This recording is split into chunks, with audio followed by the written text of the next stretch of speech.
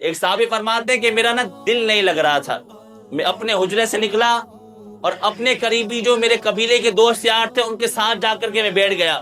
کہا کہ بیٹھا تو کیا دیکھا، ایک قریب میں ہی شخص نے کچھ لوگوں کو جمع کیا اور جمع کر کے کہہ رہا ہے کہ دیکھ رہے ہو یہ سرخ ستارہ، توریت کے اندر ہے کہ یہ ستارہ جب نکلے گا جب میرے نبی کی آمد ہوگی، یہ ستارہ جب نکلے گا جب میرے نبی کی آمد ہوگی۔ تو کہا کہ آج احمد تشریف لانے والے ہیں، آج اللہ کے نبی تشریف لانے والے ہیں۔ تو کہا کہ میں نے اس کو دیکھ کر کہا یہ کیا بیوقوف والی بات کر رہا ہے، میں اٹھ کر چلا گیا۔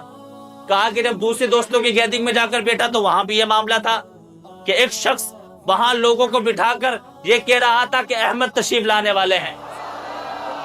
وہ کسی نے بڑا خوب کہا نا، اللہ اکبر کبیرہ، صبح طیبہ میں ہوئی بٹتا ہے باڑا نور کا، صبح طیبہ میں ہوئی بٹتا ہے باڑا نور کا، صدقہ لینے نور کا آیا ہے تارا نور کا، صدقہ لینے نور کا آیا ہے تارا نور کا۔ تو کہا کہ دیکھا وہاں لوگوں کو جمع کر کے کہہ رہے کہ جس سرخ تارا آ گیا تو حضور کی ولادت ہونے والی ہے۔ کہا میں نے اسے بھی یہ کہہ کر چلا گیا۔ کہا میں اپنے گھر میں داخل ہی ہونے والا تھا کہ گھر کے باہر ایک شخص کچھ لوگوں کو جمع کر کر یہ کہہ رہا تھا کہ دیکھ رہے ہو وہ سرخ تارا، حضور کی آمد ہونے والی ہے، دیکھ رہے ہو وہ سرخ تارا، حضور کی آمد ہونے والی ہے، اور یہ مدینہ ان کی ہجرت گاہ بنے گا، وہ جب ہجرت کر کے آئیں گے تو پھر مدینے میں ہی آئیں گے۔ کہا میں نے اس دن سے یہ عہد کر لیا تھا کہ جس دن میرے حضور جانے کائنات صلی اللہ تعالی علیہ وسلم تشریف لائیں گے، میں حضور کو دیکھ کر حضور کا کلمہ پڑھ لوں گا۔ حضور کی آمد کا اس طرح توریت میں اللہ تبارک و تعالی نے بیان کیا، اور اس طرح یہودیوں کو پتا تھا کہ حضور تشریف لے آئیں گے۔ تو ایک سوال ذہن میں پیدا ہوتا ہے کہ جب اتنی مدلل بات ان کو پتا تھی اور اتنی مضبوطی کے ساتھ ان کو پتا تھا کہ حضور تشریف لانے والے ہیں، وہ کون سی چیز تھی کہ جس چیز نے ان کو ایمان لانے سے روک دیا؟ تو پتہ چلا کہ ان کے دل کا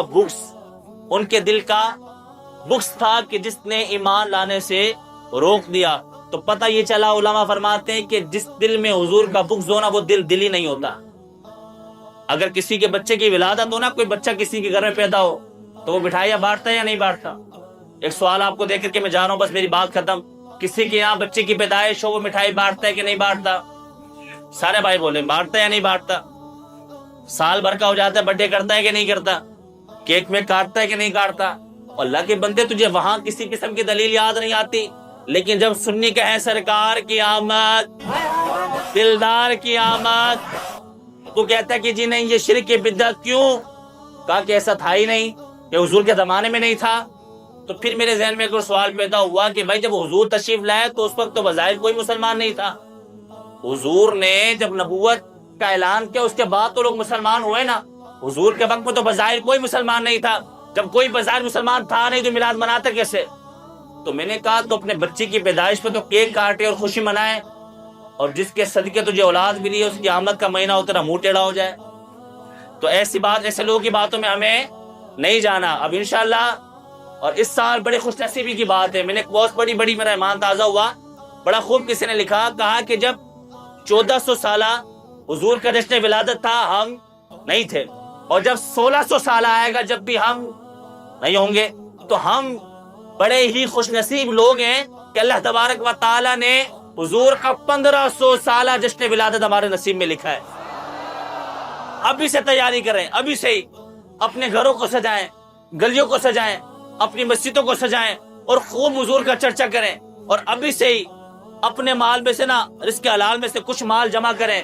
جب حضور کی آمد کا دن آئے گا تو اس کو پھر انشاءاللہ جو وہ لنگر بھی کرنا ہے اور نظر و نیاز بھی کرنی ہے، کریں گے انشاءاللہ۔ باتوں سے باتیں نکل جاتی ہیں، آگے بھی کئی باتیں نکل جائیں گے، وقت چونکہ بڑا ہی قلیل ہے، ایک شرعی مسئلہ جماعت فرما لیں اس کے بعد بات ختم ہے۔ میں نے کہا کہ آپ لنگر کا اہتمام کریں گے انشاءاللہ۔ میرے بھائی لنگر کا اہتمام کریں نا تو اس طرح کریں کہ جس ذات کے لیے ہم یہ نظر و نیاز کریں نا وہ دیکھ کر خوش ہوں، میں نے اکثر دیکھا ہے روڈوں پر نا محرم الحرام کے ایام میں، یا جو 12 تاریخ کا دن ہوتا ہے 12 ربیع الاول کا، لوگ اپنی چھتوں سے لنگر پھینک رہے ہوتے ہیں۔ کیا کرتے ہیں کہ رزق کے حلال اور رزق کی بے ادبی نہیں کرنی، رزق کی بے ادبی، اللہ کے رسول فرمایا روٹی کی عزت کرو۔ کیا کہا؟ روٹی کی عزت کرو۔ تو یہ کھانا روٹی رزق ایک ہی ہے نا، تو اس کی بے ادبی ہم نے نہیں کرنی، بلکہ اہتمام ایسے کرنا ہے کہ لوگوں کے ہاتھ تک پہنچے، بلکہ خود جا کر کے دینا ہے، خود جا کر کے دینا ہے۔ ہمارے یہاں جب کسی کی شادی ہوتی ہے، مہمان آتے ہیں شادی پہ، ہم پھینک کر کھانا دیتے ہیں؟ سارے بولے جی پھینک کر کھانا دیتے ہیں؟ نہیں، بٹھاتے ہیں، ادب سے بٹھاتے ہیں، عزت دیتے ہیں، بار بار جا کر پوچھتے ہیں کچھ چاہیے تو نہیں پوچھتے۔ اور میں نے کہا اپنے بیٹے کی خوشی کرے تو لوگوں کی خدمت کرے، اور میرے آقا تشریف لے آئے تو لوگوں کو پوچھے نا۔ نہیں جی، ایسا نہیں ہوگا، ہم لنگر بھی کریں گے، بھرپور بھی کریں گے، عزت کے ساتھ بھی کریں گے، اور لوگوں کو بٹھا کر کے لنگر کھلائیں گے انشاءاللہ۔ ایسے ہی کریں گے نا انشاءاللہ۔ اللہ پاک ہمیں عمل کی توفیق عطا فرمائے۔